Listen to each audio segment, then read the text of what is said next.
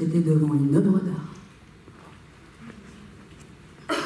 On peut être amené à en sécréter quand on fait autre chose,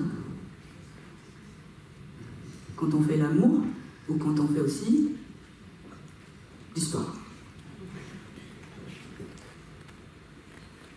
Et on n'en sécrète pas forcément tous au même niveau, et peut-être que le taux de sécrétion d'une personne viendrait trop troubler le fonctionnement cérébral d'une autre personne. Oui, tout à l'heure, vous avez dit qu'on pouvait avoir un contrôle sur la façon dont on aime. Est-ce que vous pourriez développer? Quand on commence à s'intéresser à la chimie du cerveau, aux neurotransmetteurs, on commence à comprendre quand ils sont sécrétés dans le cerveau. On a cette première analyse qui est notre analyse personnelle, c'est-à-dire s'écouter. Derrière le terme s'écouter, c'est écouter ses émotions. Le circuit des récompenses, chez certaines personnes, est trop sensible. Donc on va toujours chercher la récompense. Est-ce qu'on peut apprendre à dire non? Ça, c'est déjà dans l'optique sur sa façon d'aimer. On n'est pas différent en amour par rapport à nos autres fonctionnements sociaux.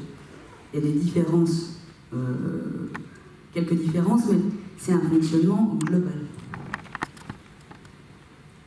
Ça, c'est pour la sérotonine, mais si on s'écoute, par exemple, si je prends l'adrénaline, ce qui nous met tout de suite en marche, ça peut être différent au niveau de ce qui nous met en marche. Par contre, quand on est en marche, on est à peu près tous dans la même dynamique. Ça aussi, c'est se comprendre soi pour après comprendre l'autre. Si je comprends moi ce qui me motive, ce qui me met en marche, en regardant l'autre, je peux comprendre ce qui me motive, ce qui me met en marche. Non? Ça demande effectivement du travail. Et là, on parle de quelque chose de particulier, ça s'appelle quoi? On a employé le grand mot, je ne sais plus qui en a parlé tout à l'heure. Vous étiez un peu en avance sur ce que j'avais prévu. Quand on parle d'amour, on parle aussi d'empathie. L'amour, c'est un sentiment qu'on ressent soi. C'est un sentiment qu'on ressent à deux. Et c'est une dynamique qui nous porte. L'empathie, c'est ce qui nous permet, premièrement, de nous adapter au comportement de l'autre, mais c'est aussi ce qui nous permet de comprendre l'autre. Il y a deux formes d'empathie. Il y a ce qu'on appelle l'empathie viscérale. C'est quoi l'empathie viscérale? Instinctive.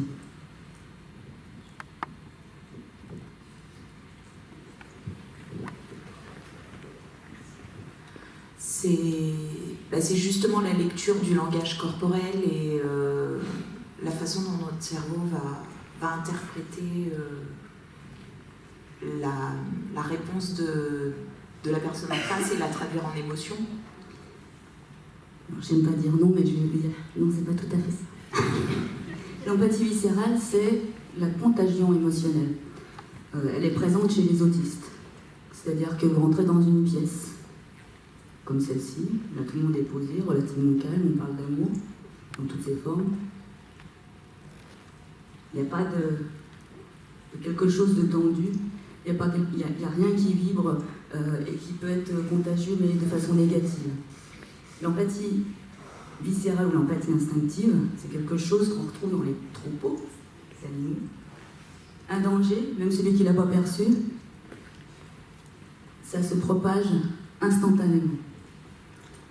Chez les autistes, on se rend compte qu'il y a une difficulté à communiquer, mais il n'y a pas une difficulté du tout à percevoir l'ambiance émotionnelle.